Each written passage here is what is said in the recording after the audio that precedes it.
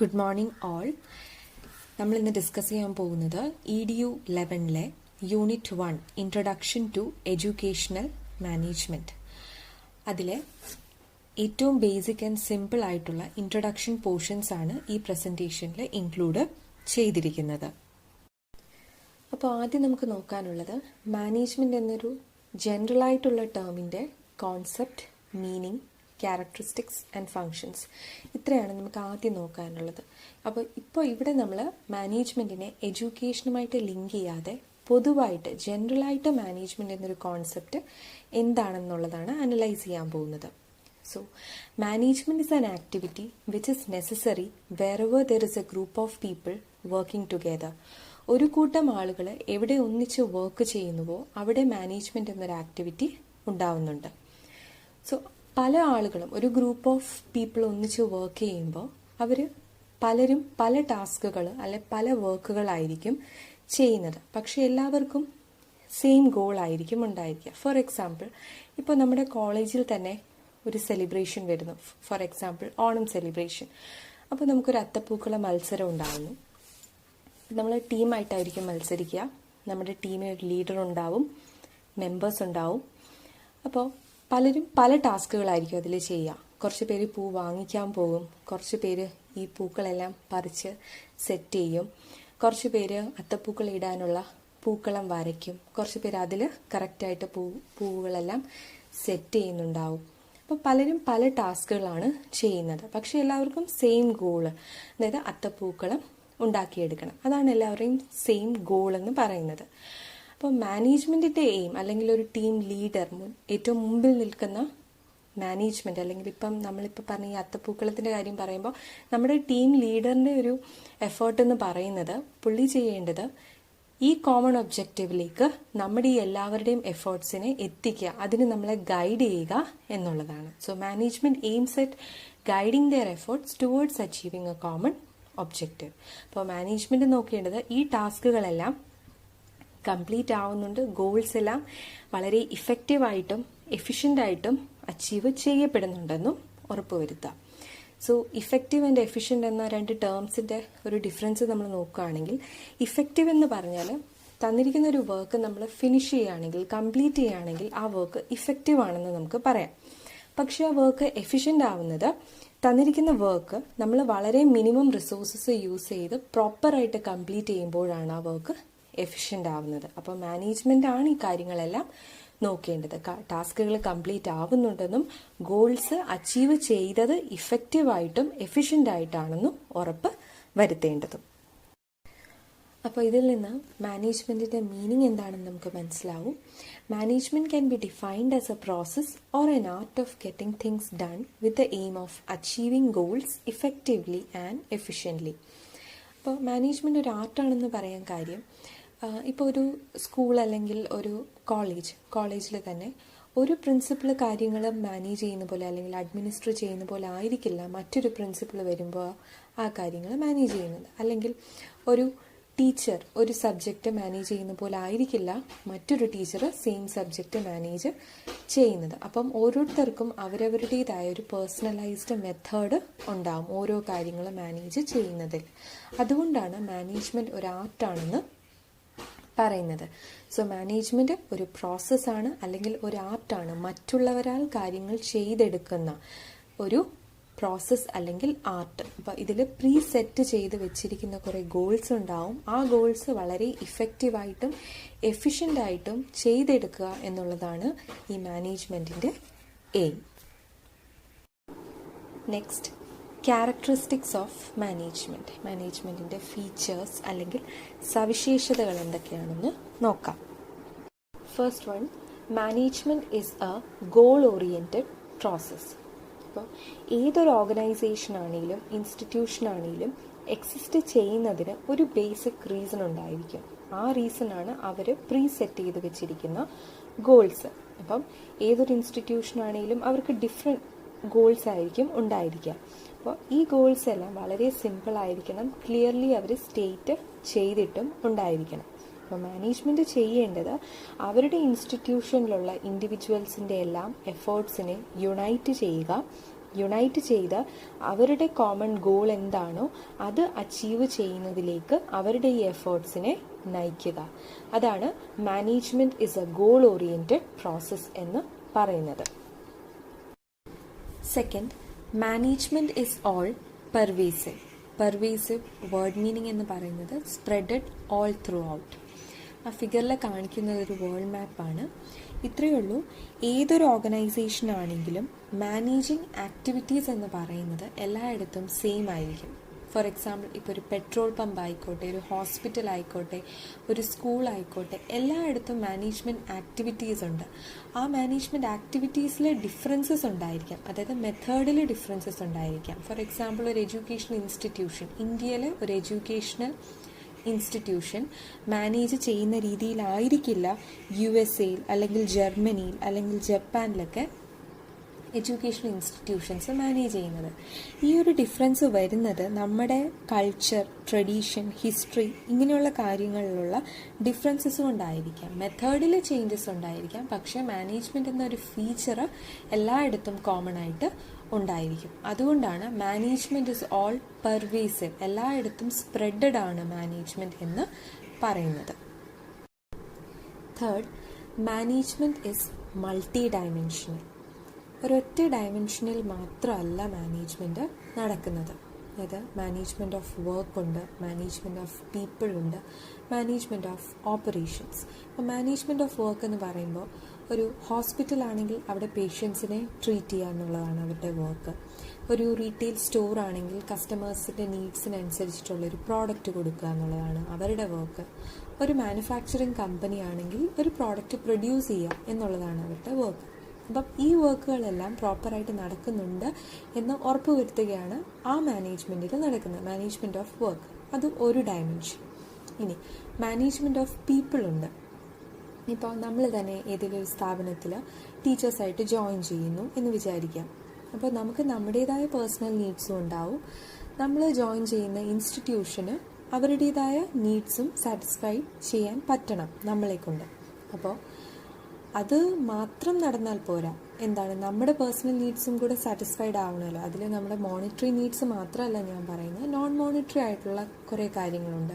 നമ്മുടെ working environment, നമ്മുടെ students, നമ്മുടെ കൊളീഗ്സ്, ഇവരുമായിട്ടൊക്കെയുള്ള ഹെൽത്തി റിലേഷൻഷിപ്സ്, ഇതൊക്കെ മെയിൻറ്റെയിൻ ചെയ്യാൻ പറ്റിയെങ്കിൽ മാത്രമേ നമുക്ക് നമ്മുടേതായിട്ടുള്ള കുറേ പേഴ്സണൽ നീഡ്സ് അവിടെ സാറ്റിസ്ഫൈഡ് ആവുന്നുള്ളൂ, എങ്കിലേ നമ്മളവിടെ റീറ്റെയിൻ ചെയ്യത്തുള്ളൂ. അപ്പോൾ ഇതും ആ ഓർഗനൈസേഷൻ്റെ ഒരു ഉത്തരവാദിത്തമാണ്, പീപ്പിളിനെ പ്രോപ്പറായിട്ട്, അവിടുത്തെ ഹ്യൂമൻ റിസോഴ്സസിനെ പ്രോപ്പറായിട്ട് മാനേജ് ചെയ്യുക എന്നുള്ളത്. ഇത് മറ്റൊരു ഡയമെൻഷൻ, മാനേജ്മെൻറ്റ് ഓഫ് പീപ്പിൾ. അപ്പോൾ മൂന്നാമതായിട്ട് പറയുന്നത് മാനേജ്മെൻറ്റ് ഓഫ് ഓപ്പറേഷൻസ്. ഈ പറഞ്ഞ മാനേജ്മെൻറ്റ് ഓഫ് വർക്കും മാനേജ്മെൻറ്റ് ഓഫ് പീപ്പിളും പ്രോപ്പറായിട്ട് നടന്നാൽ മാത്രമേ ആ ഒരു ഇൻസ്റ്റിറ്റ്യൂഷനിലെ ഓപ്പറേഷൻസ് മുന്നോട്ട് പോവുകയുള്ളൂ. അതാണ് മാനേജ്മെൻറ്റ് ഇസ് മൾട്ടി ഡയമെൻഷണൽ എന്ന് പറയുന്നത്. പല ഡയമെൻഷൻസിൽ മാനേജ്മെൻറ്റ് നടക്കേണ്ടതായിട്ട് ഉണ്ട്. 4, management is A continuous process. അത് നമുക്കറിയാം, ഒരു ഇൻസ്റ്റിറ്റ്യൂഷൻ എക്സിസ്റ്റ് ചെയ്യുന്ന കാലം അത്രയും മാനേജ്മെൻറ്റ് എന്ന പ്രോസസ്സും ഉണ്ടായിരിക്കും. അതൊരു എൻഡ്ലെസ് പ്രോസസ്സ് ആണ്. 5, management is a group activity. മാനേജ്മെൻറ്റിൻ്റെ കോൺസെപ്റ്റ് പറഞ്ഞപ്പോൾ തന്നെ പറഞ്ഞു, എവിടെ ഗ്രൂപ്പ് ആക്ടിവിറ്റി വരുന്നോ അവിടെ നമുക്ക് മാനേജ്മെൻറ്റ് ആവശ്യമായിട്ട് വരും. ഒരു ഗ്രൂപ്പിലെന്ന് പറയുമ്പോൾ ടീം വർക്കും കോർഡിനേഷനും ഒക്കെ ഉണ്ടാവണം. അപ്പോൾ ഈ പറയുന്നതൊക്കെ ഉണ്ടാവണമെങ്കിൽ പ്രോപ്പറായിട്ടുള്ളൊരു മാനേജ്മെൻറ്റും അവിടെ ഉണ്ടായിരിക്കണം. അതാണ് management is a group activity എന്ന് പറയുന്നത്. Next, management is a dynamic function. Dynamic function കൊണ്ട് ഉദ്ദേശിക്കുന്നത് കോൺസ്റ്റൻറ്റ് ചേഞ്ചസിന് റെഡിയാണ് മാനേജ്മെൻറ്റ് എന്നൊരു പ്രോസസ്സ്. അല്ലാതെ കുറേ റൂൾസ് ആൻഡ് റെഗുലേഷൻസ് കൊണ്ട് ബൗണ്ടഡ് അല്ല. ചേഞ്ചസിന് ഫ്ലെക്സിബിൾ ആണിത്.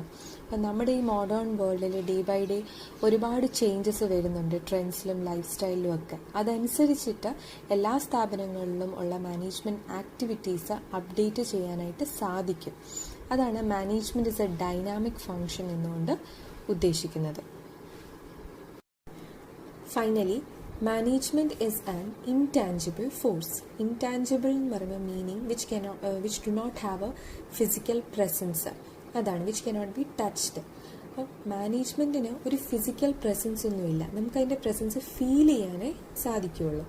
ഫോർ എക്സാമ്പിൾ, ഇപ്പോൾ ഒരു അക്കാഡമിക് ഇയറിൻ്റെ എൻഡിൽ നമ്മുടെ കോളേജിലെ കാര്യങ്ങളെല്ലാം പ്രോപ്പറായിട്ടാണ് നടന്നു പോയതെങ്കിൽ നമ്മുടെ അഡ്മിനിസ്ട്രേറ്റീവ് ലെവലിലുള്ള ആളുകൾ, നമ്മുടെ ടീച്ചേഴ്സ്, നമ്മളെ സ്റ്റുഡൻസ് എല്ലാവരും ഹാപ്പി ആയിരിക്കും. ഒന്നിലും ഒരു കൺഫ്യൂഷനും ഉണ്ടായിരിക്കില്ല. എല്ലാം പ്രോപ്പർ ഓർഡറിൽ നടന്നുവെങ്കിൽ അവിടുത്തെ മാനേജ്മെൻറ്റ് പെർഫെക്റ്റ് ആയിരുന്നു എന്നാണ് അതിൻ്റെ മീനിങ്. ആ ഒരു അക്കാഡമിക് ഇയറിലെ മാനേജ്മെൻ്റ് എല്ലാം പെർഫെക്റ്റ് ആയിരുന്നു. അപ്പോൾ ഫിസിക്കൽ പ്രസൻസ് ഇല്ല മാനേജ്മെൻറ്റിൻ്റെ, പക്ഷെ നമുക്ക് ആ പ്രസൻസ് അവിടെ ആ സമയത്ത് അറ്റ് ദാറ്റ് പോയിന്റ് നമുക്ക് ഫീൽ ചെയ്യാനായിട്ട് സാധിക്കും.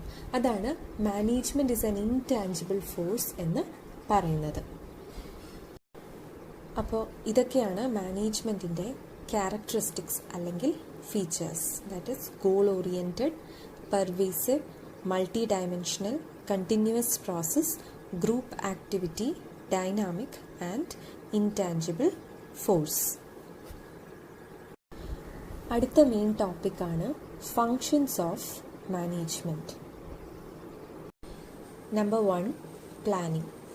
പ്ലാനിങ് എന്ന് പറയുന്നത് വളരെ ഫെമിലിയർ ആയിട്ടുള്ളൊരു ടേമാണ്. അപ്പോൾ അതിൽ കൂടുതൽ എക്സ്പ്ലനേഷൻ്റെ ആവശ്യമൊന്നും ഇല്ലല്ലോ. അപ്പോൾ ഇത് ശരിക്കും ഒരു 2 ചോദ്യങ്ങൾക്കിടയിലുള്ള ഒരു ബ്രിഡ്ജായിട്ടാണ് ശരിക്കും പ്ലാനിങ് വർക്ക് ചെയ്യുന്നത്.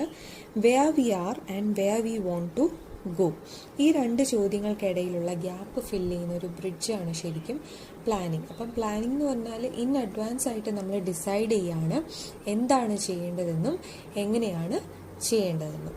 അതാണ് പ്ലാനിങ്. 2, ഓർഗനൈസിങ്. അപ്പോൾ ഈ ഫങ്ഷനിലാണ് ശരിക്കും പ്ലാൻസിനെയെല്ലാം ആക്ഷൻസ് ആയിട്ട് ട്രാൻസ്ലേറ്റ് ചെയ്യുന്നത്. ഇന്നിപ്പോൾ നമ്മുടെ കോളേജിൽ ഒരു എക്സിബിഷൻ നടക്കുന്നുണ്ട് എങ്കിൽ അതിന് പുറകോട്ട് ഉള്ള കുറേ ദിവസങ്ങളിലായിട്ട് അതിൻ്റെ ഒരു ഓർഗനൈസിങ് നടന്നിട്ടുണ്ടാകും. അതായത് മൊത്തത്തിൽ നമ്മുടെ സ്റ്റാഫിനെയും സ്റ്റുഡൻസിനെയും പല ഗ്രൂപ്പുകളായിട്ട് ഡിവൈഡ് ചെയ്തിട്ടുണ്ടാകും. പല സ്പെസിഫിക് ഏരിയാസിലേക്ക് വേണ്ടിയിട്ട് ഗ്രൂപ്പ്സായിട്ട് ഡിവൈഡ് ചെയ്യും. അതായത് ഇപ്പോൾ planning committee, food committee, decoration committee എന്നൊക്കെ പറഞ്ഞിട്ട് ഡിവൈഡ് ചെയ്തിട്ടുണ്ടാവും. എന്നിട്ട് ഓവറോൾ ഒരു സൂപ്പർവിഷന് വേണ്ടിയിട്ട് ഒരു ഒഫീഷ്യലും ഉണ്ടാവും ഈ ആക്ടിവിറ്റീസ് എല്ലാം ഒന്ന് കോർഡിനേറ്റ് ചെയ്യാൻ വേണ്ടിയിട്ട്. അപ്പോൾ ആൾക്കാരെയും ആൾക്കാരുടെ ആക്ടിവിറ്റീസിനെയും ജുഡീഷ്യലി ഗ്രൂപ്പ് ചെയ്യുന്ന ഒരു പ്രോസസ്സാണ് ഓർഗനൈസിങ് എന്ന് പറയുന്നത്. 3, സ്റ്റാഫിംഗ്. സ്റ്റാഫിംഗ് എന്ന് പറയുന്നത് ശരിക്കും ഹ്യൂമൻ റിസോഴ്സ് മാനേജ്മെൻറ്റിൻ്റെ ഒരു പാർട്ടാണ്. അതിൽ എംപ്ലോയീസിനെ അവരുടെ സ്കിൽസും നോളേജും ഒക്കെ ഇവാലുവേറ്റ് ചെയ്ത സ്പെസിഫിക് ജോബ്സിലേക്ക് റിക്രൂട്ട് ചെയ്യുന്നൊരു പ്രോസസ്സ്, അതാണ് സ്റ്റാഫിംഗ്. Number 4, directing. ഡയറക്റ്റിംഗ് എന്ന് പറയുന്നത് മാനേജ്മെൻറ്റിൻ്റെ വളരെ ഇമ്പോർട്ടൻ്റ് ആയിട്ടുള്ളൊരു ഫങ്ഷനാണ്. ഇതിനെ ഹാർട്ട് ഓഫ് മാനേജ്മെൻറ്റ് പ്രോസസ്സ് എന്നാണ് പറയുന്നത്. ഈ ഡയറക്റ്റിങ്ങിൻ്റെ എലമെൻറ്റ്സ് ആണ് ശരിക്കും സൂപ്പർവിഷൻ, മോട്ടിവേഷൻ, ലീഡർഷിപ്പ്, കമ്മ്യൂണിക്കേഷനൊക്കെ. അപ്പോൾ വർക്ക് ചെയ്യുമ്പോൾ ആളുകൾക്ക് കൊടുക്കുന്ന ഇൻസ്ട്രക്ഷൻസിനെയും ഗൈഡൻസിനെയുമാണ് ഡയറക്റ്റിംഗ് എന്ന് പറയുന്നത്. So directing refers to a process or technique of instructing, guiding, inspiring, counseling, overseeing and leading people towards the accomplishment of goals. Last, controlling. അപ്പോൾ ഈ ഫങ്ഷനിലാണ് സെറ്റ് ചെയ്ത് വെച്ചിരിക്കുന്ന പ്ലാൻസ് പ്രകാരമാണ് ആക്ടിവിറ്റീസ് എല്ലാം പെർഫോം ചെയ്തിരിക്കുന്നതെന്ന് എൻഷുർ ചെയ്യുന്നത്. അപ്പം കൺട്രോളിങ്ങിൻ്റെ ഒരു പ്രോസസ്സിൽ ഇൻവോൾവ് ആയിട്ടിരിക്കുന്നത് നമ്മൾ പ്ലാനിങ് പ്രകാരം കുറേ സ്റ്റാൻഡേർഡ്സ് അവിടെ സെറ്റ് ചെയ്തിട്ടുണ്ടാവും. അത് കഴിഞ്ഞിട്ട് നമ്മൾ ആക്ച്വൽ പെർഫോമൻസ് മെഷർ ചെയ്തതിന് ശേഷം ഈ ആക്ച്വൽ പെർഫോമൻസും സെറ്റ് സ്റ്റാൻഡേർഡ്സും തമ്മിൽ ഒരു കമ്പാരിസൺ നടത്തും. കമ്പയർ ചെയ്യുമ്പോൾ എന്തെങ്കിലും ഡീവിയേഷൻസ് ഉണ്ടെങ്കിൽ നമ്മളത് അനലൈസ് ചെയ്തിട്ട് ആ ഡീവിയേഷൻസിനുള്ള കറക്റ്റീവ് ആക്ഷൻസ് എടുക്കും. അതാണ് കൺട്രോളിംഗ് ഫങ്ഷൻ. അപ്പോൾ ഇതൊക്കെയാണ് management functions: planning, organizing, staffing, directing and controlling. മാനേജ്മെൻറ്റിൻ്റെ ക്യാരക്ടറിസ്റ്റിക്സ് പറഞ്ഞപ്പോൾ തന്നെ നമ്മൾ ഓൾറെഡി പറഞ്ഞു management is a continuous activity എന്ന്. അതുകൊണ്ട് കൺട്രോളിങ്ങിനെ മാനേജ്മെൻറ്റിൻ്റെ ലാസ്റ്റ് ഫങ്ഷനായിട്ട് നമ്മൾ മിസ്അണ്ടർസ്റ്റാൻഡ് ചെയ്യാൻ പാടില്ല. അതുകൊണ്ടാണ് ഇതിനെ ഒരു സൈക്കിളായിട്ട് കാണിച്ചിരിക്കുന്നത്. ഈ സൈക്കിളിലെ കൺട്രോളിംഗ് ഫങ്ഷനാണ് മാനേജ്മെൻറ്റ് സൈക്കിളിനെ വീണ്ടും പ്ലാനിംഗ് എന്ന ഫങ്ഷനിലേക്ക് എത്തിക്കുന്നത്. അടുത്തത് എഡ്യൂക്കേഷണൽ മാനേജ്മെൻ്റ് ആണ്. ഇത് നമുക്ക് ഡീറ്റെയിൽഡ് ആയിട്ട് പഠിക്കാനുണ്ട്. ഈ പ്രസൻറ്റേഷനിൽ ഇതിൻ്റെ കോൺസെപ്റ്റ് മാത്രമേ നമ്മളിവിടെ ഡിസ്കസ് ചെയ്യുന്നുള്ളൂ. നമുക്ക് എഡ്യൂക്കേഷനിൽ നിന്ന് തന്നെ തുടങ്ങാം. എഡ്യൂക്കേഷൻ എന്ന് പറഞ്ഞാൽ ലേണിംഗ് ഫെസിലിറ്റേറ്റ് ചെയ്യുന്ന ഒരു പ്രോസസ്സാണ്. അതുവഴി നമുക്ക് knowledge, skills, values, beliefs and habits ഇതെല്ലാം അക്വയർ ചെയ്യാനായിട്ട് സാധിക്കും. ഇത് both formal as well as informal സെറ്റിങ്സിലൂടെ നമുക്ക് കിട്ടുകയും ചെയ്യും. ഇപ്പോൾ എഡ്യൂക്കേഷൻ സിസ്റ്റം എന്ന് പറയുന്നത് ഒരുപാട് എഡ്യൂക്കേഷണൽ പ്രൊഫഷണൽസിൻ്റെ ഒരു കൂട്ടായ്മയാണ്. അതായത് principal, teaching staff, non teaching staff, administrative panel, ഇങ്ങനെയുള്ള എല്ലാവരും കൂടെ ഒത്തുചേർന്ന് വർക്ക് ചെയ്യുകയാണ് to increase or improve the quality of education. Educational സിസ്റ്റത്തിൻ്റെ എല്ലാ ലെവൽസിലും മാനേജ്മെൻറ്റ് അത്യാവശ്യമാണ്. അപ്പോൾ എഡ്യൂക്കേഷണൽ മാനേജ്മെൻ്റ് ആകുമ്പോൾ അവിടെ ഇൻവോൾവ് ആവുന്നത് planning, organizing, implementation, review, evaluation and integration ഒക്കെയാണ് ഒരു ഇൻസ്റ്റിറ്റ്യൂഷൻ്റെ. അതുപോലെ എഡ്യൂക്കേഷണൽ മാനേജ്മെൻറ്റ് ഡെവലപ്പ് ചെയ്തിരിക്കുന്നത് ഹെൻറി ഫയോളിൻ്റെ 14 പ്രിൻസിപ്പിൾസ് ഓഫ് മാനേജ്മെൻറ്റിൻ്റെ ബേസിസിലാണ്. Henri Fayol is the father of general management. അതുപോലെ നമുക്കറിയാം മാനേജ്മെൻറ്റ് എന്ന് പറയുന്നത് ഒരു ഗോൾ ഓറിയൻറ്റഡ് ആക്ടിവിറ്റി ആണെന്ന് നമ്മൾ നേരത്തെ പറഞ്ഞു. അതുകൊണ്ട് ഓഫ് കോഴ്സ് എഡ്യൂക്കേഷണൽ മാനേജ്മെൻറ്റും ഒരു ഗോൾ ഓറിയൻറ്റഡ് ആക്ടിവിറ്റി ആണ്. സോ എഡ്യൂക്കേഷണൽ മാനേജ്മെൻറ്റിൻ്റെ ഒരു കോൺസെപ്റ്റ് എന്ന് പറഞ്ഞാൽ it refers to the administration of the education system in which a group combines human and material resources to supervise, plan, strategize and implement structures to execute an education system. Thank you.